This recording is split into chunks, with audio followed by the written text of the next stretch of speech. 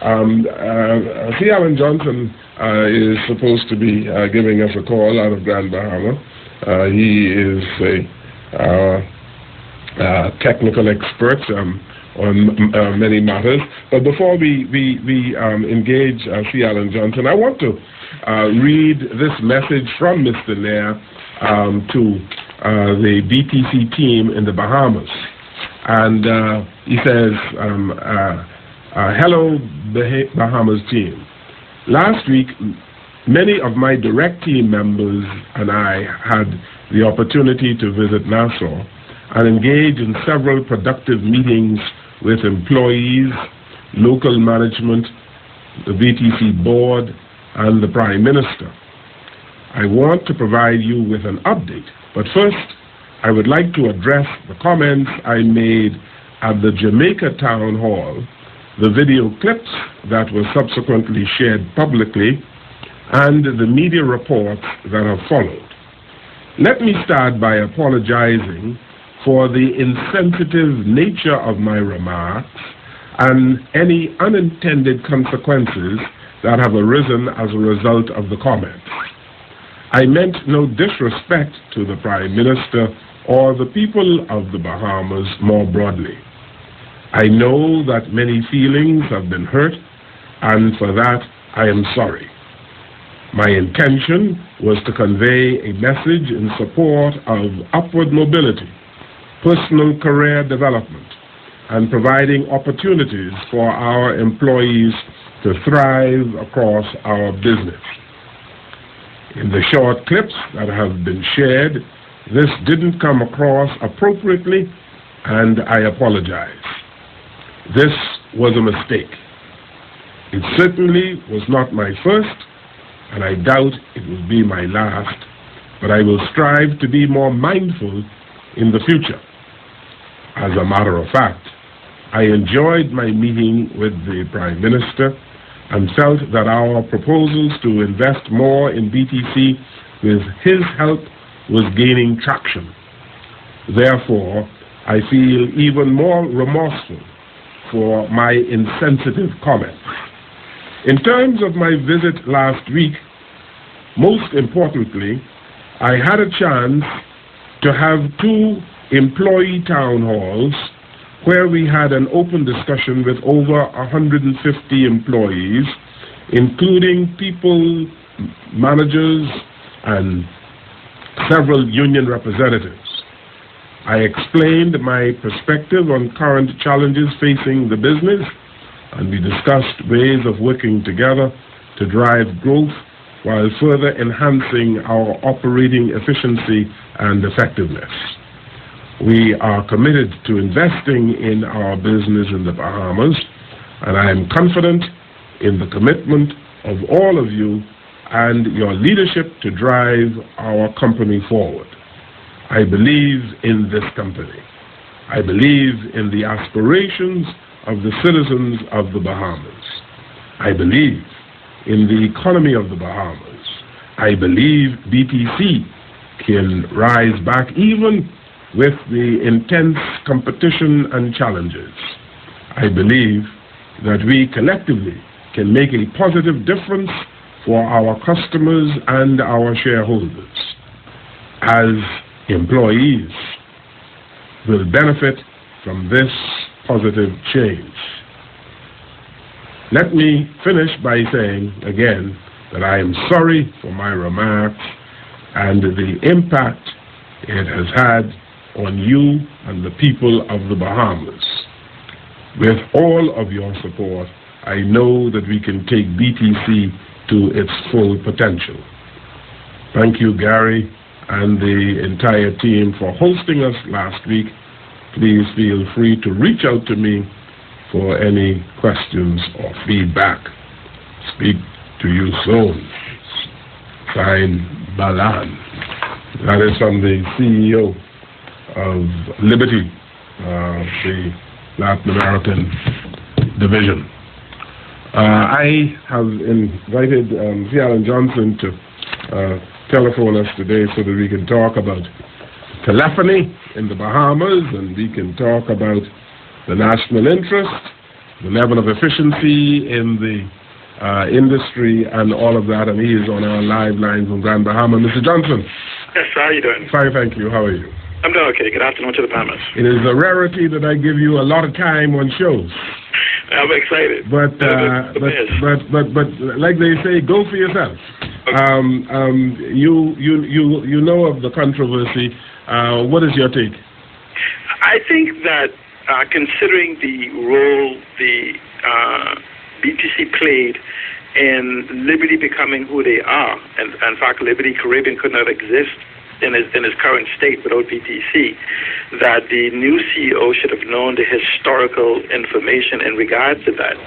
And I think that the mere fact that he made light of a personal meeting that he had with a leader of a country and speaking to workers, it was almost as if though he was mocking the leadership of the country, while at the same time denigrating the efficiency levels for which he is personally responsible for of the Bahamian marketplace with an atrocity. And I thought that the response should have been greater. Yeah. What you thought about his apology? I thought his apology was just what they call a happenstance, where you simply let's go by what he says about working with the Bahamas. And so clearly, to get back to where we were, they have been working with the Bahamas from number one to taking us to dead last. And so the rare fact that he will work with the Bahamas is almost these choice words that you would say as part of an apologetic statement. But the quality of that statement can only be tested over time. And I think the mere fact that they have gotten what they wanted from the Bahamas, which was the infrastructure and most of the switches that is now located in Miami, the Bahamas is nothing more than a place of consumerism. You take seriously the commitment to invest more into BTC? No. I think what happens is the mere fact that BTC has not been upgraded since the time of its purchase. BTC was one of the most advanced telecommunications company in the Caribbean, and they basically took the position of extricating the wealth from BTC as well as some of the key assets of those being relocated. First, and that's where they took the labor south and took the technology north. And so essentially, it's almost like you say, I guess what they call them, those people who buy companies, split it up, and sell it, whatever word for it. But and that's essentially what BTC, what has been done to BTC. And the Bahamas is simply a location pass-through. I'd put to you that if the cables did not run through the Bahamas and utilize the beds of the Bahamas, they would just consider just offloading cable Bahamas. Offloading BTC, sorry. Yes. In terms of competency, you mentioned the labor force. They did a good job, I guess, in downsizing. They believe that they were right-sizing BTC at the time, and I am told now that there might be another round of downsizing. Yes, and you see, what they did was, it almost was predictable what they were doing for those of us that understood the technology, that the trend technology was happening. It was moving to more of digitization, and where you need less workforce. And you could see that where you saw where the people selling phone cards, where you would basically top up using other processes. The argument that myself and others made was the fact that we needed BTC for a transition into a new work scale environment, because we saw the world shifting to the digitization process. And so the mere fact that BTC within itself, when you look at its profit base, has done nothing to create any sort of new skill set in the workforce to accommodate for their reduction in staff. Even what companies around the world, telecommunications companies around the world have been doing, is they have been preparing their workforce to transition out of their companies, but they have been giving them the new skill set for the 21st century environment so they can transition into and take their institutional knowledge into someplace else. The problem is we simply give them some cash and send them home and no type of training or preparation to say this is a new global reality that's coming and here are some skill sets that you're going to need to be able to function it. And so the fact also that BTC itself was an economic platform for development of a country, and the mere fact that we give management control, constructive control for the direction the company goes, in exchange just to give us a check on a yearly basis. And so they drove this vehicle in the direction they needed to go as opposed to the development of the country. BTC also realized that even though we were moving into 4G, and we went into software-enhanced 4G. We didn't go into the pure 4G as we know it. BTC, once they got the hold of those switches and other things they needed, they made no preparation for the more advanced technology. And it's the very same technology that you see Alive is using, and Alive uses dual systems. And BTC now is running with this so-called fiber to the house, where they put emphasis on copper enhanced technology over copper, when the copper in the Bahamas has been in the ground for maybe 50, 100 years. And so now they are using, I think, just for the sake of appeasing us. And if you notice that whatever they're offering us is not innovation, it's simply like a store offering new services. And so we have not seen innovation or advancement of technology in the Bahamas in 15 years. You know, what we have is, and I would challenge anyone to call BTC, call Alive, and call Cable Bahamas and ask them, are they technology companies? And they'll tell you they're not. What they do is they sell technology. And so essentially we have not moved to do any type of innovation, any type of improvement based on where we are, our location, any type of customizing something for national development. None of that has been done. We have created infrastructure simply for consumerism. What, in your opinion, would make a BTC a technology company? Where they would move towards, you know, the concept where we talk about a technology hub, where we talk about these so-called smart cities, because what it does, it would allow the technology to be integrated into individual lives.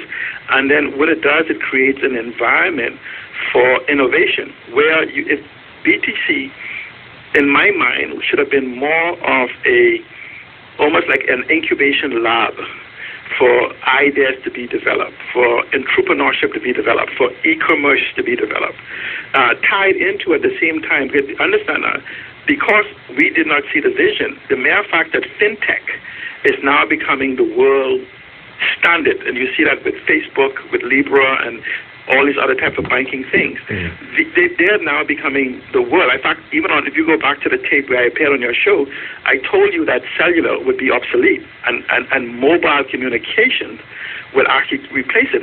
Mobile communications is what we now call we call Facebook Messenger, we call our WhatsApp and the likes. That they would replace cellular, and cellular would basically die. This is why you have BTC is trying to run into data, and you have Alive probably sell more data than they sell voice. They could give away voice, they could give away texting because nobody really uses it, and so the emphasis is basically selling data. So the voice calling and the texting is illusionary benefits. But when you look at what is needed, where you have all of these things, fintech and supervisory tech, and all the industries that we know, all rides now on this digital infrastructure that we saw. And so we have become nothing more than a pathway rather than a highway in this whole Caribbean infrastructure type environment. Now, and this is why I fought against the so-called selling of the other 49%, because essentially the reason we saw that is Bahamians have become so immersed in consumerism, they have no idea concerning the actual value of the technology in their hand. You take the typical Bahamian and ask them what they have in their hand, they'll tell you, I'm getting the new phone. Well, they stopped making phones probably 7 years ago. The devices they have in their hand are actually computers with the ability to make phone calls. But you'll find that probably 75% or more Bahamians will say, a new phone, a new phone, a new phone. You even hear BTC in the live, other people saying, come and get your new phone. But, these new phones we have on sale, you hear the salespeople, you hear the talk show hosts talk about it all the time. So here it is that you immersed in this technology and have no idea what it is. And so if you don't know what it is, you don't understand that you're holding a device. The device you hold in your hand today in 1992 would have cost you $5 million. You can now buy it for $500. And so we have not taught what technology is. And this is why when you said it's going to sell the other 49%, they would have sold it to you for, say, $1 a share. And then somebody would have came from you and buy it for $3 a share when you didn't realize it was worth $1,500 a share. But you would have only looked at, I made $2 profit. And this is why it becomes disingenuous, because we have never been taught about the 21st century, why you hear people screaming about this whole concept of privatize, privatize, privatize. That is the biggest lie that has ever been told when it was said that international agreements required us to privatize. No, it did not. It required liberalization of the marketplace, meaning to allow competition to come in. But we had the people who was making the most noise talk about this privatization. I heard the former minister who led this pitch on selling this begin to try to make the argument about liberalization, about privatization again. But you can look at every agreement. Liberalization is allowing other people to go to the market. Look at the Oxford report. The Oxford report itself said we were not ready for WTO because we still have a closed market. Now, you said that you wanted to liberalize the market. Mind if I get a word wrong? But here is that the government still owns 30% of Cable Bahamas. The government still owns supposedly 49 or 51% of BTC, and the government still owns 60% of Alive. So basically, you have no idea of privatization or liberalization. And the Oxford report itself said that the cellular market should not be closed as we have it. It should just open it up to as many people as we want. Then we created a law that combined the word mobile and cellular as one word. Are you suggesting, C. Alan Johnson, that the government of the Bahamas should not relieve itself of the shares in BTC or Alive? That was the intention of the government when it privatized BTC, that the shares of the government would be made available to the general public. Yeah, but the Bahamians own 100% of BTC. Now they own 49%. And if you used to sell the shares to some Bahamians, and 99% of the Bahamians who claim they won the shares, with all due respect, they don't have the money to buy them. Okay, so it's just a concept. And this whole concept of Bahamianization has been thwarted. It's been abused. Because what we say Bahamianization is this. If I see Alan Johnson buy the company, rather than Bahamians, at least he's a Bahamian, but I'm still exploiting you. What we should have been doing, too, is moving to what's called sovereign fund type environment. The very countries that our members of parliament brags about. In fact, during BTC, they talked about it. Norway, Singapore, and Qatar, and all of these different places own their infrastructure. But what they do is they put them in a sovereign wealth fund, which basically takes 100% control away from government. But here's the key. They then hire a sovereign asset management company to run them. That company buys the expertise that is needed in exchange, not for the money that you make, for a percentage of the profit. So this whole concept we have of Bahamianization is give it to the one guy or give it to somebody else is wrong. So I'm saying the 49% of BTC, right, should be acquired, put into a sovereign wealth fund, specifically for the development of a new 21st century infrastructure for the economics of the 21st century. And the same thing with the 60% of Alive and the 30% of Cable Bahamas. Then, because these things are nothing more now than consumer machines. Now, remember, we have to now move to building a new digital infrastructure, which is now, we can create a new digital infrastructure that competes directly with Cable Bahamas, Alive, and the rest of them, because we also own the seabed that our competition have to come on. We can tie into the same networks that they have, except we will have the new advanced technology. And so we could compete from them from a consumerism mindset, but at the same time create an infrastructure for the 21st century to prepare the next generation of Bahamians for global competitiveness. Let's go back to the privatization of BTC some years ago. The Bahamian people got a haircut and a shave then, didn't they? Yes, they did. Your show was one of the first shows where we laid out the value of BTC being over $1 billion. Yeah. And people said I was a madman. Because I understood the infrastructure underneath. So it's like kind of like you said, you go to the store, you buy rice, and after it's cooked, you don't sell the rice for the same $3. You can get about 10, 20 bags of it. I saw it. So they were just looking at the price of the equipment that we purchased. I look at the intellectual value of the interconnectivity of all of those. In fact, sitting at the gateway of Haiti at that particular time was our connectivity into Haiti before they had cellular. And had we entered into Haiti, we would have added another multi-billion-dollar value to it. In fact, Digicel is making millions of dollars on a monthly basis in Haiti by having access that we basically prepared to go in and give it away. It's absolutely amazing that the policymakers at the time. No, even today. Well, yes, but it is not being sold today. But at the time when BTC was sold, that they had such a myopic view of the business of technology and telephony generally.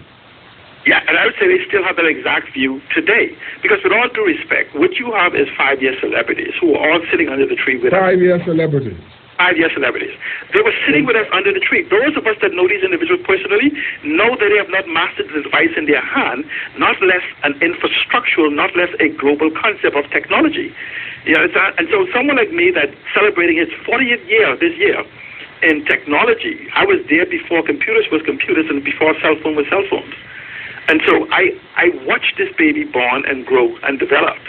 And so because I don't subscribe to political ideology or the self-dealing of individuals, because I want you to know that people benefit to the tunes of hundreds of millions of dollars from the sale of BTC and our other assets, and are seeking to continue to benefit from those sales. If you were to have a commission of inquiry with really finding out, I think Brent Simmons said it best, these companies for which people hide behind, you'll be surprised at who the ownership is. Let's talk a little bit about this whole idea of the social implications of what took place and what is taking place with BTC. Shouldn't we be in a position now of preparing ourselves for 5G? We should be right about now. We should at minimum be prepping the grounds or doing a survey for where these devices will be. But let me tell you the effect of BTC. BTC has caused the unemployment of 100,000 individuals since its sale. Unemployment. Well, how do you justify that? I can tell you, just go 6,000 times 7. Okay? What? 8 years, 6,000 people per year times 8 years.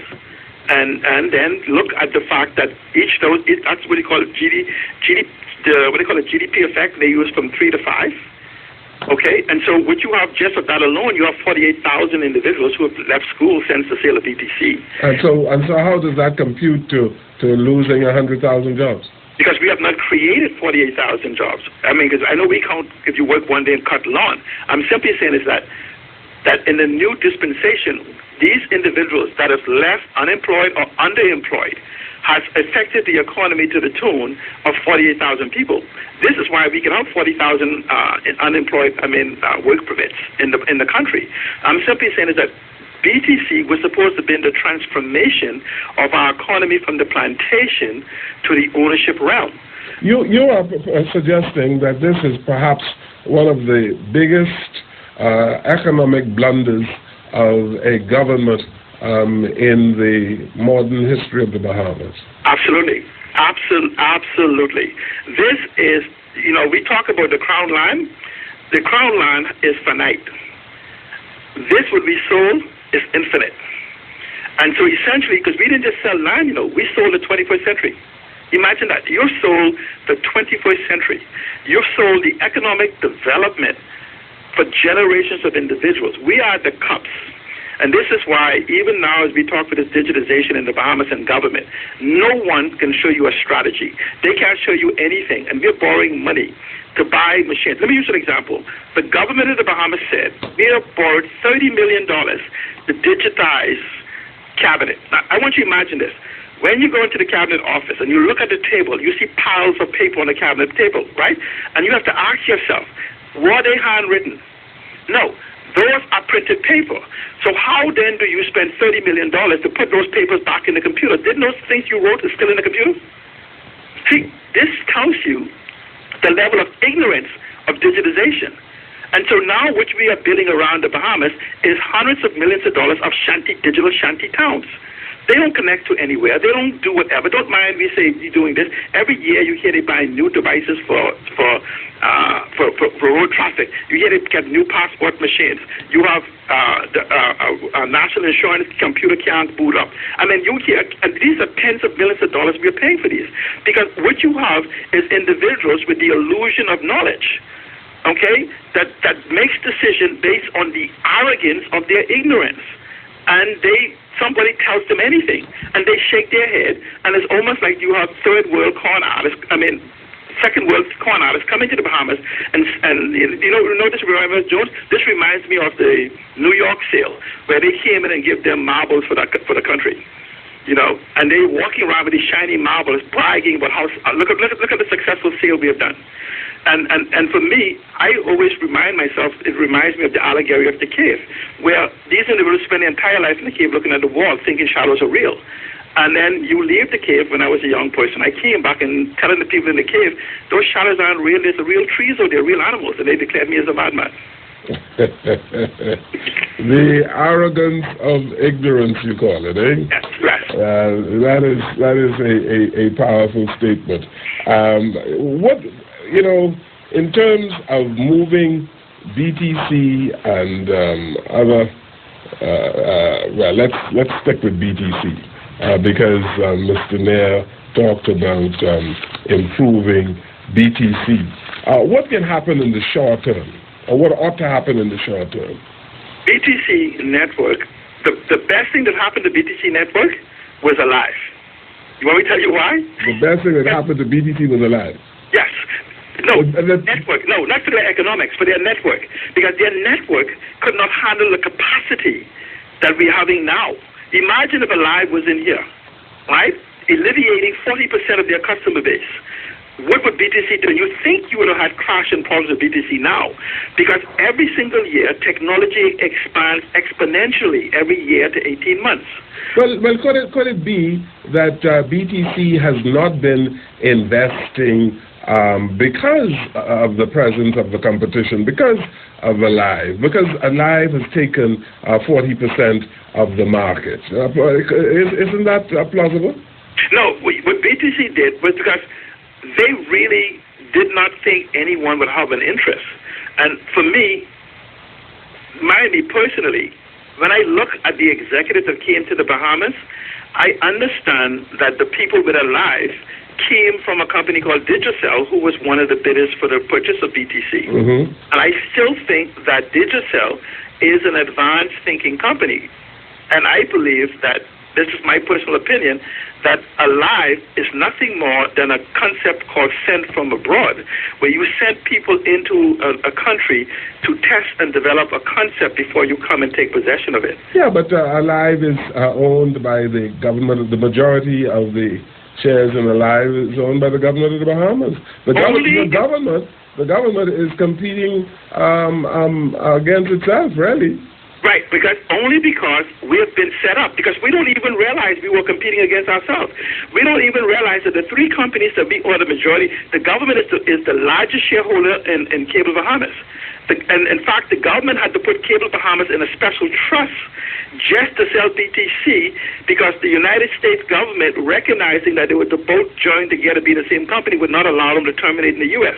So they put Cable Bahamas in a blind trust just to be able to sell BTC. And then now we own the majority shares of Cable Bahamas. We're the largest shareholders of Cable Bahamas. We're the majority shareholders, if you want to believe the 51% story of BTC, and the majority shareholder of Alive. And so it's almost as if you open 3 stores to compete against you when you own all 3 stores. Yeah. And so, it reminds me of the same economic model. Let's use an example. The government is saying we have new businesses in the Bahamas.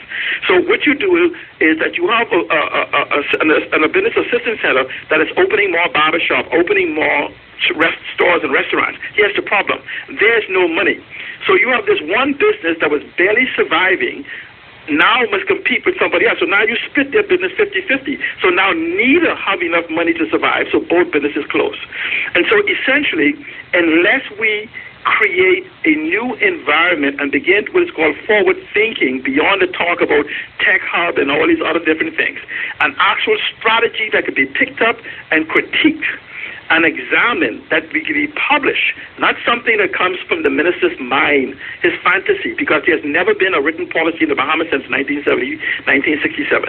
And I would challenge anybody to bring me a written policy for education, for technology, for anything. There is none. It's in the minister's head. This is why when you get a new minister in a year time, there's a whole new concept that he's trying to grasp.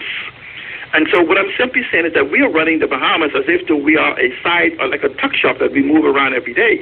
And so what we have to do now is bring some of the brightest minds. I know some vehemence in the technology field that I'm talking about real technologists, not people who buy white label stuff and promote it as theirs. I'm talking about creators, the mindset that's around the world that would run to the Bahamas. If we even look at what is happening with Facebook right now, the Bahamas is the only place in the world that I'm aware of that you could give constitutional privacy, constitutional data protection, all of these type of environment. We have the infrastructure that runs through the Bahamas, or that can be placed here.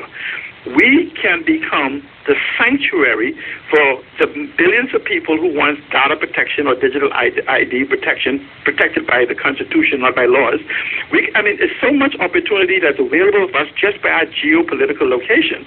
But you cannot take consumer mindset. Let me give you one example.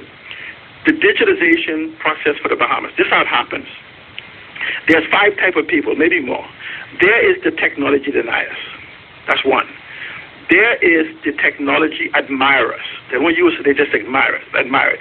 And there is the technology consumers. That's 3. They consume. Those 3 don't count. Here's the other 3. You have the expert technology users. You see them all the time, and people confuse them with these other 2.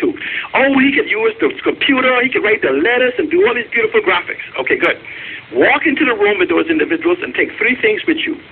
A Phillips screwdriver, a flathead, and a pliers, and say, now take that apart. Or bring a box of things together and say, now put it together. They are confounded. They don't even know it's a computer, because they do not know even how to assemble one. They are expert users. But then you can go to the expert assembler who can put it together and take it apart. But guess what? He don't know how to use it. Okay? But guess one person that we miss all the time. There's another person who sits in the country, or persons, that you could walk into the room and carry nothing but a pencil and a blank sheet of paper and say, create me something that this guy could assemble, that this guy could use, that this guy could buy and consume, that this guy could admire and this one could deny. It's the creative minds that we need to tap into. And I'm saying to you, those minds are here, but are not being given the opportunity because our leadership don't want to be shown up, that they are technologically inept, ill-prepared for a 21st century. This is why we talk about WTO. We talk about going to WTO when WTO itself said we dismantling itself. We put the number 1 delivery system in the world, which is the greatest harbor in the world, in case people don't know. The post office is a sanctioned delivery system on a harbor, a digital harbor, brought in, I think, in 1894.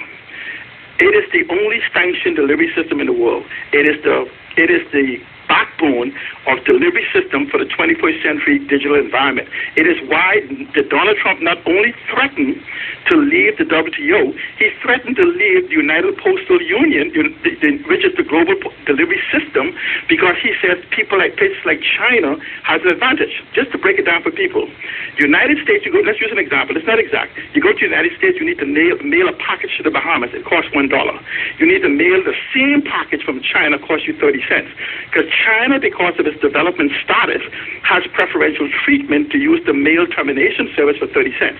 Now imagine that all the packages in the world, we have the Deepwater Harbor, that in this global fight of digitization, that you simply bring the stuff here in bulk and just put a stamp mark on it from the Bahamas. Now you only pay less than what is necessary. What you're seeing right now, Mr. Jones, is that over the last 10 years, 12, 15 years I've been home, there's some individuals in and out of our country have declared war on the Bahamas. Now let me tell you the way war works. Let's use Iraq as an example. When you went into Iraq, the first thing they did was bomb the harbor. They bombed the airport. They bombed the telecommunications. They bombed the energy. And they bombed the water. Oh, let's talk about the Bahamas. What are they doing? They've taken our telecommunication. They've taken our harbors. They've taken our airport. They're trying to take our energy. They have declared war on us, you know. We, just because we have not been prepared, we don't realize that individuals within our country and outside of our country is working in collaboration to take some of the greatest assets ever in the world. Yeah, but nobody is taking anything from you. You have governments that have decided that we do not have the capacity to run these various entities with the level of efficiency that they ought to be run at to compete globally. And so in terms of bringing the Bahamas up to speed for global competition, it was thought that, well, let's privatize these things. And that is why the former Prime Minister, Mr. Ingram, said that Bahamians need not apply. All right? When they were selling ownership. When they were selling BTC. I'm talking ownership. No, but see, I'm saying to you, because they already decided. See, Mr. Jones, one day it'll be revealed that maybe Bahamians did buy it. He meant you regular Bahamians. What I'm saying to you, Mr. Jones, is that had they known, and see, I personally don't believe that Mr. Ingram was at that level of ignorance. I'll be surprised. But let's pretend that he was. What if you wanted, if I was to chip my tooth today, Mr. Jones, I don't go study medicine. I go and buy me a dentist. Understand? Whatever I lack. If Mr. Jones, if your camera is broken right now, you don't go and buy a camera company or go study camera repair. You go and buy the expertise of someone. It doesn't remove your ownership of the camera. It doesn't remove the ownership of my tooth. And so I'm simply saying is that if you need to be at the level of running a country, then you have to be able to understand these concepts. That you don't imagine Bill Gates, instead of hiring the thousands of engineers, he says, my expertise is limited now. Let me sell my company. You can buy expertise. Yes, you can. Yes. That's what you do. Yeah. And so, Mr. Jones, with all due respect, you're showing example of that now. You've bought cameramen. You've bought reporters. You've bought all of those things. You don't sell your company because your expertise was limited. Let me ask you, C. Allen Johnson, do you think, given the size of the population of the Bahamas, that there's an argument that we were too small for the level of competition that we have in the business of mobile? What do you say? No, we're not, because, again, from a consumer mindset, if that was the truth, Mr. Jones, then why do we have a live? Well, you do have a live, but there's a view that one of them will suffer. No, but you remember this argument on your show I made? Understand this. I said to you that we could put 500,000 people on BTC without ever leaving the Bahamas. And here was the point. BTC could have gotten roaming agreements, say, in another country, right? And so here it is that when you're leaving America, you're going to Rome in Italy. And it would have cost you 90 cents per minute to roam in Italy. And because of our size and advantage in exchange, roaming on a BTC network would have cost you 40 cents. We would have had hundreds of thousands of people who could have acquired a telephone number on our address, a SIM card or whatever, or even connectivity. You got the economy of scale. And use roaming over there and pay us. Mm-hmm. See, so I'm simply saying that those individuals who was talking had no understanding of technology or the future. And today, we have leadership today of 39 in the House of Assembly and 16 in the Senate don't have a clue of what you and I just spoke about. Wow. And I would challenge them, of the same. And so what I'm saying to you is that I'm hoping some people hear the show today to realize that we are at the precipice of missing the greatest event in history. Let me explain what I mean by that. We are now, never have these things ever been aligned in the history of technology or information. We are now in the second digital revolution. We are now in the third technological revolution. We are now in the fourth social revolution. We are now in the fourth industrial revolution. We are now in globalization 4.0. We are now into the era of Internet of Things. Never will anybody alive today, even born this morning, will be alive to see 3 of these lines, not less 6. And I'm saying to you, you are the greatest wealth creation that will make Facebook and all these people name we like to quote seems like joke in the future. In fact, Amazon, like we like to quote, became a $1 trillion company, not for what it started for, but for collection of data. And so the same thing with Face. And so I'm saying to you, the digitalization, the digital network that runs through the Bahamas, all for the fact of where we are located, shallow seas, Bahamas, that allows almost like a gateway to the rest of the world. Go look at the Arcos network. Go look at all of those networks in the Caribbean and see if the Bahamas is not part of them. And so what I'm simply saying is that if we realize who we are, the wealth in the intangible field of the fourth industrial revolution is equal to the multi-trillion dollars in resources that we have to convert. You spoke derisively about the politicians a while ago. The present government says that it is prepared to, or it wants to develop a tech hub in Grand Bahama. There is a vision, according to the Prime Minister and your Crazy Thompson in Grand Bahama, Minister of State for Grand Bahama, to develop this tech hub. You live in Grand Bahama. What do you say about that idea? That's equivalent of hoping to win the lottery and never buying a ticket. What do you mean by that? Because nothing has been done, or nothing that has been expressed showed me that they are even aware, not less possess the competence. All you have to do is listen to what Mr. Wood said of GIBC. This is a guy that came and dropped a few $1 million. I predicted that he'll last 6 months. He lasts 5.5 months. Because I know the ground that we have here. But you just can't plant seed in this ground. It requires some cultivation. Here's the problem with doing what they said. To do a real tech hub, you actually have to have transformation of BTC or Cable Bahamas. Alive is just an overlay. But they can serve as a huge advantage point. Imagine the 3 of them serve a purpose. And I'm saying to you, they must die for the Bahamas to become digital. What must die? The 3 of those companies must die. Why? As we know it. No, because see, what happens is we can't go into the consumer stuff. We're no longer selling phones and minutes and data. You're now talking about billing infrastructure.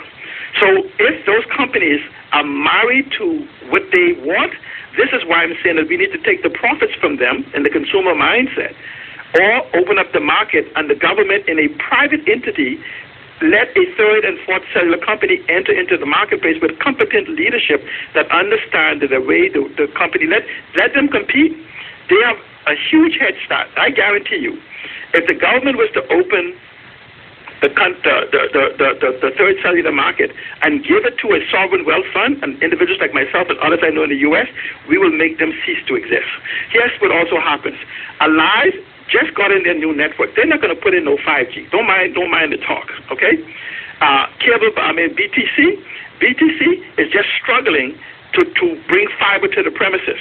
So they are literally 8 years behind the curve where people are launching 5G today. And so today, we should be creating overlays of technologies that is going to prepare for the behemoths and connectivity. Now, let me explain to you Freeport, for an example. For Freeport to be a tech hub, you're talking about going into an advanced wireless network and smart city and the likes. You're now getting this slow speed from these three people. Imagine now that on your cell phone, free of charge, you have access, because this is the way for you to develop the network and serve as a impetus. You now on your cell phone and your smart TV could get speeds 200 times faster than any of the three of them for free. You no longer need Cable Bahamas, because you know what you're doing now? You now must have an IP address that's accepted by the United States and others. So now you could watch all their TVs and programs streaming. You now have access to unlimited mobile communications where you're talking from IP phones and the likes, that you no longer need landline phones and whatever. You're no longer making cell phone calls or texting somebody with minutes. And so the very platforms which these guys make their money cease to exist, just even in Freeport alone. The Grand Bahama Port Authority is still struggling with creating an app. They say, oh, we have an app so you can report pothole, and that is the revolutionary innovation. Everything that I told you about, I've told the executives of the Grand Bahama Port Authority, and those exact same executives have been there longer than all the MPs. And so I'm saying to you, at least you could tell the MP could say, I just reached, and yes, I was ignorant for 2 years to 5. But the leadership of the Grand Bahama Port Authority has been well aware of this, and I challenge them to deny it. I've spent hours, dozens of hours, talking to these people about what could be and what Freeport was. What Freeport is.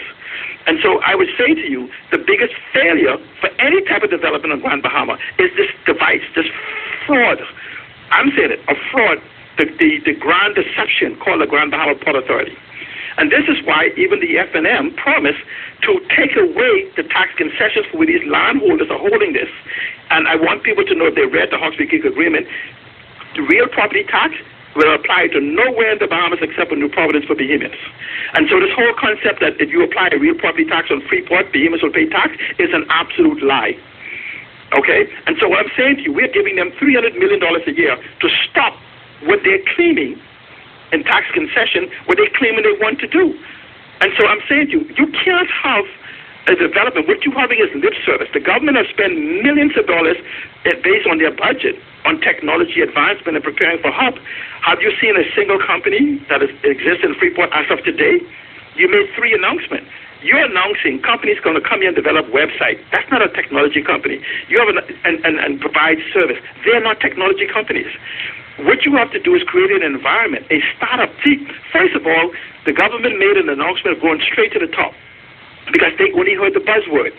There is about 6 to 7 steps before you become a tech hub, and it requires an investment of hundreds of millions of dollars. This is where the ownership of BTC Alive and others would come in.